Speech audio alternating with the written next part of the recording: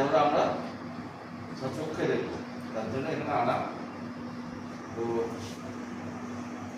আমরা জানি যে এই পলিজনিত রোগ এবং তার রোগের যে প্রভাব, তার জন্য আমাদের প্রাণীদের ক্ষেত্রে প্রোডাকশন বা যেটা আমাদের যে মাংসের বৃদ্ধি বা যেটা শুধু ব্যাহত হবে, তার জন্য কি কি করতে হবে না করতে হবে আমরা অলরেডি জেনে গেছি। এখন শুধু সেটাকে যে ডায়াগনোসিস মানে কি করে চিনব, আমি ভাবলাম যে হ্যাঁ আছে ইনফেকশন, হ্যাঁ পৌঁছে গেছি ক্লাসে,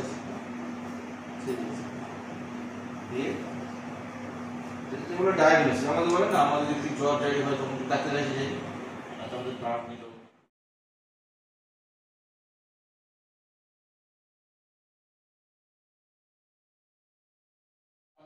এখানে দেখতে পাই তখন বলি যে এর চ্যাপ্টার কিডনি হয়েছে, তার জন্য অনেক ওষুধ অক্সিক্লোজেনাইড, ড্যাকক্সানাইড, তোমরা নাম শুনে জানাই খানে এসব বলে, তো ওই ওষুধগুলো দিলে সেটা ঠিক হবে। পিতাকিনি এটা আমাদের দেখতে হবে, এই যে এটাকে আমরা স্টুডেন্টদের দেখানোর জন্য এভাবে একটা সুন্দর করে গুছিয়ে রাখা আছে, দুটো কাঁচের মধ্যে দিয়ে চেপে সেভাবে করতে হয়, স্টুডেন্টদের দেখার জন্য তাই এইভাবে রাখা আছে। এটা যে ফরমালিন দেওয়া আছে এর মধ্যে, ফরমালিন হচ্ছে একটা প্রিজারভেটিভ যেটা এটাকে পচতে দেবে না। তোমরা নিশ্চয়ই কিছুদিন আগে শুনেছো মাছে ফরমালিন দিচ্ছে, চিংড়ি বিক্রি হচ্ছে না, ফরমালিন একটু ডুবিয়ে রেখে দিল কিছুদিন হলো, আবার ধুয়ে দিল বিক্রি করার আগে, জলে 1 ঘন্টা চুপিয়ে রেখে দিল। হ্যাঁ, তাহলে কি হবে, চিংড়ি মাথা পচে পচে সব গেছে, বডি একদম ঠিক আছে, শক্ত কি করে হবে, পচবে সব পচবে। এই হচ্ছে প্রিজারভেটিভ, যেটা প্রিজারভেশন করে পচতে দেবে, ঠিক আছে। তো আমরা এরকম ফিতাকিনি করবো, ফিতাকিনি আছে কিনা বুঝবো কি করে, ওই একই মল, এই যে মলটা একটা এর মধ্যে যদি তার দেহে যদি গোলকিমি থাকে, ফিতাকিনির চাপটা নিচে থাকে, তার ডিম এর মধ্যে দিয়ে বেরোবে, আর সেটা আমরা পরীক্ষা করে একটা ছাগলের কারণ একটা পেতে পারি গোলকিমি শুধু, বা এবারে কারোর ক্ষেত্রে গোলকিমি, ফিতাকিমি, চাপটা তিনটেরই ডিম পেতে পারি। তাহলে আমরা 3 ধরনের ক্লিনিকে মারবে, তার সেরকম ওষুধ দিতে হবে। এখন তো মোটামুটি যেটা আগেই বলছিলাম কালকে, যে বাজারে সবগুলো ওষুধই এরকমই কম্বাইন, আর একটা নেই, একটা আইভারমেকটিন সঙ্গে অ্যালবেন্ডাজোল বা ফেনবেন্ডাজোল, ডাইক্লাবেন্ডাজোল, এরকম সব ওষুধগুলো রয়েছে, তার সঙ্গে মিশিয়ে একটা ওষুধ দিলে 3টেরই কাজ হয় এরকম। তাতে কি ক্ষতি হবে না হয় সেটা আগের দিন বলেছি। তো আমরা চেষ্টা করতে হবে যে গোলকিমি হলে গোলকিমি ওষুধ খাওয়াবো, পিতাকিমি হলে পিতাকিমি, চাপটাকিমি চাপটাকিমি। আমাদের সেই সুযোগগুলি মল পরীক্ষা, যার জন্য আমাদের যেটা সুবিধা সেটা নিয়ে আমরা এগোবো। এটাই হচ্ছে আপনাদের কাছে যে কোনো সাইকেলে যেমন বাচ্চা, তারপরে কৈশোর, তারপরে যেগুলো এরকম হয় মানুষের, ওদেরও তাই L1 ছোট, সে ইনফেকশন করতে পারে না, তারপরে L2 লার্ভাল দশা 2, সে ইনফেকশন করতে পারে না, লার্ভাল দশা 3 অবস্থাতে আসে, তো সেই অবস্থাটা কি করে ইনফেক্টিভ, যেটা বলে যেটা ঘাসের আগার মধ্যে বসে থাকে শিশিরের মধ্যে।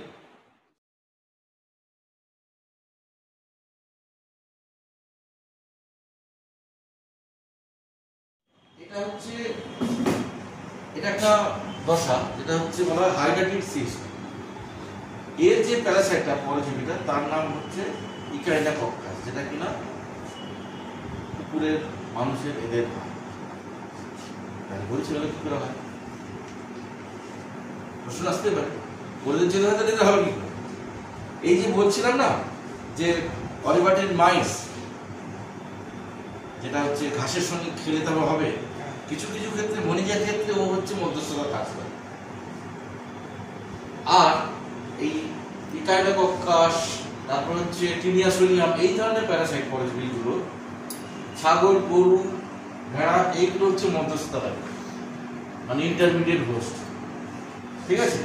এই যে ধরো একটা মানুষ ইকাইনাকক্কাসে ইনফেক্টেড পেয়েছে, এর ক্ষেত্রে অ্যাডাল্ট স্টেজটা আমার মধ্যে আছে, বা টিনিয়াসোনিয়াম আমার মধ্যে আছে, সেই টিনিয়াসোনিয়ামের যে এগ বেরোয়, সেই এগটা পটির মধ্যে দিয়ে বাইরে আসবে, সেইটা কি হবে, বাইরে আসার পর তার মধ্যে একটুখানি ডেভেলপমেন্ট হবে, ডেভেলপমেন্ট হয়ে সেটা কি হবে, যখন ছাগল, গরু, মোষ খাবে, ঘুরবে, তখন হচ্ছে এই যে ঘাস পাতার মধ্যে দিয়ে ডিমটা খাবে, ওর মধ্যে চলে যাবে, ও যেরকম ডিম শাক করে ভেতরটা খেয়ে নিচ্ছিল, অরবাটি মাছ, ইনভার্টিব্রেটস, ভার্টিব্রেটস অ্যানিমাল যারা, তারা হচ্ছে যখন চড়ে খাবে, তারা হচ্ছে ওই পাতা ঘাস স্যালাড খাই আমরা প্রচুর। এই স্যালাডটা কিন্তু মানুষের ইনফেকশনের সব থেকে বড় সোর্স, পিগের, যেটা কিনা আমরা পিগের মধ্য দিয়ে মানুষের কাছে আসে। পিগ হচ্ছে ইন্টারমিডিয়েট, মানুষ হচ্ছে ডেপেন্ডেন্ট, ক্যাটেল হচ্ছে সোলিয়ামের ইন্টারমিডিয়েট মানে মধ্যস্থতাকারী। ওর মধ্যে ইনফেকটিভ টেস্টটা থাকবে, যখনই ওর মাংসটা মানুষ খাবে তখন মানুষের দিকে এইখান থেকে বেরিয়েছে এই খেতা তৈরি হবে, ঠিক আছে? এটা তো মধ্যস্থতাকারী। ছাগল কাটার সময় দেখবে কিছু ছোট ছোট ছোট ছোট এরকম জলে থকার মতো থাকে, সেটা হচ্ছে মধ্যস্থতাকারী। রুইটাকে আমরা অজান্তে বা জানতে জানি না বলে দিই, সামনে কুকুরা বসে থাকে, আমরা নিয়ে ওটাকে কুকুরকে দিয়ে দিই, ওই হচ্ছে ডেফিনেটিভ হোস্ট, মানে ওর মধ্যে অ্যাডাল্টটা হবে। এবার আমি আমার কাছে জ্ঞান নিয়ে এটা কি, এই জন্য দিয়ে দিলাম, ও খেয়ে নিল, ওর মধ্যে অ্যাডাল্ট হয়ে গেল। যত পাড়ার কুকুর আছে সবাই এখন দিতে আগে খেতে থাকে, তাদের মধ্যে অ্যাডাল্ট হয়ে কি করবে, ওরা আবার যখন ফটিং করবে ওর মধ্যে দিয়ে হাজার হাজার ডিম যাবে, সেই ডিমগুলো আবার ছড়িয়ে যাবে, আবার ছাগল মারা ঘুরতে যাবে সেই মাঠে, আবার তারা ইনফেকশন পাবে, এইভাবে লাইফ সাইকেল চলবে। এবার আমার কাছে আমি যদি একটা ব্যবসায়ী যখন মাংস কাটছে, আমার যদি এই জ্ঞানটা থাকে যে এইটা হবে, তাহলে সেটা যদি না দিই তাহলে মরে যাবে। এরকম দুটো 10টা 50টা করতে ইনফেকশন কমে যাবে।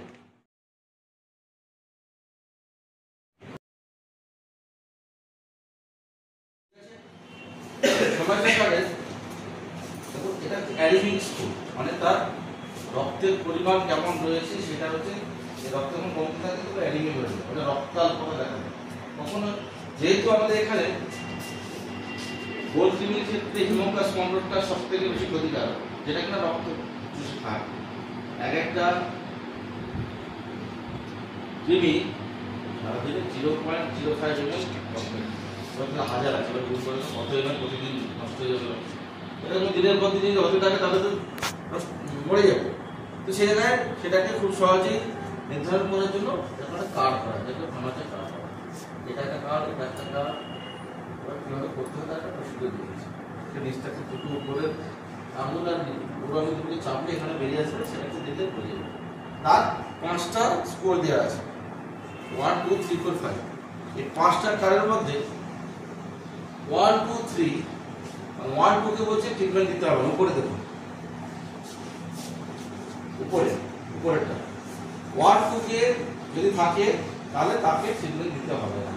আপনার কাছে 20টা ছাগল আছে, 20টা, তাহলে এই ছোট কার্ডটাকে প্রিন্ট করবে, ওটা অনেক বড় হয়ে গেলে ধরতে পারবে না।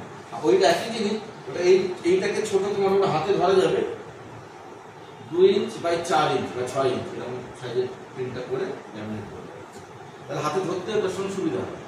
তাহলে এইটা আমাদের 1 2 কে ট্রিটমেন্ট দিতে হবে, আর 3 4 5 কে ট্রিটমেন্ট দিতে হবে, 3 4 5। একটা বাড়িতে কেউ যদি একটুখানি ভালো করে শিখে নেওয়া এটা, তাহলে সে বাড়ি বাড়ি এটা করতে পারবে, এটা ইনকামও হতে পারে। প্রতিটা ছাগলে 5 টাকা করে দেবে, শুধু বলে দেবে তাকে ট্রিটমেন্ট দিতে হবে, আগে দিতে হবে, ঠিক আছে? দুটো পায়ের মধ্যে ছাগলটাকে ধরবে, একজনের মাথাটা ধরো, একজনকে মাথা নেবে, তাকে সাথে নিয়ে এটা করবে। তাহলে 3 4 5 এর সঙ্গে যদি মেলে তার চোখের এটা, তাহলে তাদেরকে ট্রিটমেন্ট দিতে হবে। আগে আমাদের ধারণা ছিল কি সবাইকে ট্রিটমেন্ট দেওয়া একসাথে, সেটা হচ্ছে এখন চেঞ্জ হয়ে গেছে, না, সবাইকে ট্রিটমেন্ট দিতে হবে। টার্গেট সিলেক্টিভ ট্রিটমেন্ট, মানে যারই প্রয়োজন তাকে আমরা ট্রিটমেন্ট দেব। যে যার প্রয়োজনটাকে জানতে হলে আমরা এই কার্ডটাকে ব্যবহার করব, যে কার্ডটার মধ্যে দিয়ে আমরা অবশ্যই জানতে পারবো 3 4 5 যদি থাকে, প্রথম আমাদের শুরু ভুল হতে পারে, 1 মাস হলো, নেক্সট মাসে আরেকটু বড় হবে, তারপরের মাসে আরেকটু এক্সপিরিয়েন্স হবে, 6 মাস চেপে যাওয়ার পর তুমি তো ফুললি এক্সপিরিয়েন্স হয়ে যাবে, কোনটা দিতে হবে না তুমি দূর থেকে দেখে চিনতে পারবে। এইটা কিন্তু তোমার মাথায় একদম গেঁথে যাবে, এই কালার হয় এরকম হয় এরকম, তবুও কার্ড নিয়ে করতে হবে। দেখবে ধরে দেখে তুমি না এর মানে হয়, ঠিক আছে, কার্ডটা নিয়ে দেখি, এই কার্ডটার সঙ্গে মিলিয়ে দেখে নেবে যে কোনটা আছে। 3 4 5 যদি সাইন্টিফিক্যালি 3 কে দিতে না বলে, কিন্তু যেখানে বলা হয়েছে সেখানটায় যে যে জায়গাগুলোতে হিমোকাস কন্ট্রাস্টাস প্রিডোমিনেন্ট মানে সব থেকে বেশি হয় সেই জায়গাতে 3 এর আন্ডারে যারা আছে তাদেরকেও ট্রিটমেন্ট দিতে হবে। তাই আমাদের পশ্চিমবাংলার আমাদের যে রিসার্চ চলছে তাতে দেখা গেছে আমাদের প্রিডোমিনেন্ট স্পিসিস হচ্ছে হিমোকাস কন্ট্রাস্টাস। তাই আমরা আচ্ছা ওই জায়গাটা কি কি লেখা থাকে ওইটা একটু করে দাও। 3 নম্বরে যেমন বর্ডার লাইন স্যার বললেন না, 3 নম্বরে লেখা আছে বর্ডার লাইন, দিতে পারেন না দিতে পারেন। কিন্তু এখানটায় আমাদের যেহেতু পশ্চিমবাংলাতে প্রিডোমিনেন্ট স্পিসিস হচ্ছে হিমোকাস, তাই 3 নম্বরকেও আমাদের ট্রিটমেন্টের আওতায় নিয়ে আসতে হবে। তাই 3, 4, 5 এরকম আন্ডারে যারা আসবে তাদেরকে আমরা ট্রিটমেন্ট দেবো। তাহলে ভাবুন আগে আমরা কিন্তু আমার বাড়িতে 20টা সবাই আছে তার 20 টাকা ট্রিটমেন্ট দিতে একটা ট্যাবলেট যদি 20 টাকা হয় তাহলে 400 টাকা চলে যায়। এবার আমি এইটা নিয়ে দেখবে যে কজনকে অ্যাকচুয়ালি কজনকে দিতে হবে, ঠিক আছে। এবার প্রশ্ন হচ্ছে যে এই অ্যানিমিয়া বা এটা সবসময় আমার এই গোলকৃমির জন্য হয় বা নাও হতে পারে, হয়তো তার স্বাস্থ্য ঠিক আছে সব ঠিক আছে কিন্তু দেখা যাচ্ছে যে অ্যানিমিয়া, তাহলে সেই কারণটা অন্য কিছুর জন্য হতে পারে, এটা মাথায় রাখতে হবে। আর যদি না করা থাকে তাহলে তাকে ডিওয়ার্মিং করিয়ে তারপরে খাওয়ানো হবে, বুঝলে? কারণ আমি কালকেই বলেছিলাম বিভিন্ন জায়গা থেকে আমি ছাগল নিয়ে আসবো, সে কি করা আছে না করার জন্য জানে না, সেটা করে জেনে নেবেন। জেনে নেওয়ার পর সেই বাচ্চাকে আমি 1 মাস বয়সের পর থেকে এবারে নির্বাচিত খাওয়ানো হবে। 1 মাস হয়ে যাওয়ার পর প্রথম ডোজটা দেওয়ার পর তারপরে আর হাইপারজাইটিস দেওয়া যাবে না, তখন আমরা এটাকে ফলো করবো। কারণ তখন আমাদের 20টা বাচ্চা থাকে বা 15টা বাচ্চা থাকে, সবাই এই জন্য প্রয়োজন নেই। প্রথমটা আমি সবাইকে দিয়ে দিলাম, তারপরে এই কারণ অনুযায়ী আমি ঠিক করে নেবো যে কোন কোন কাকে দিতে হবে, সেই হিসাবে দেবেন। একদিকে যেমন পয়সাটা বাঁচবে, অন্যদিকে রেজিস্ট্যান্স হয়ে যাবে না, যেগুলো ড্রাগ কাজ করবে।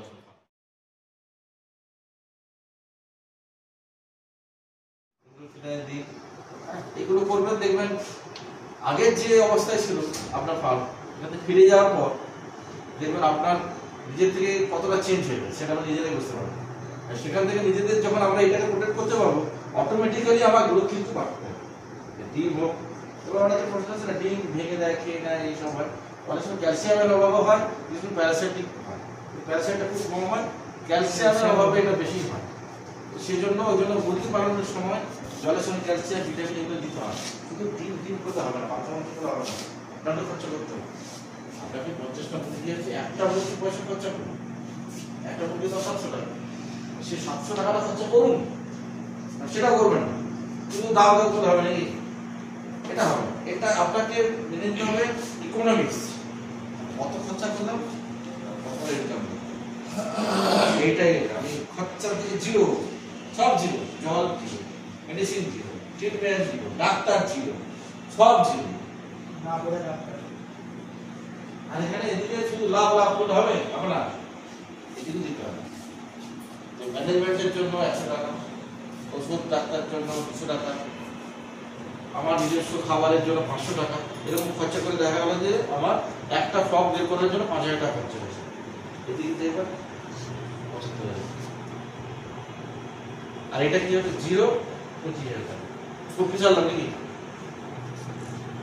কিছু দিলাম না, 25,000, 5,000, 75,000, কোনটা ভালো? সেকেন্ডটা ভালো, এটাই ঠিক হবে।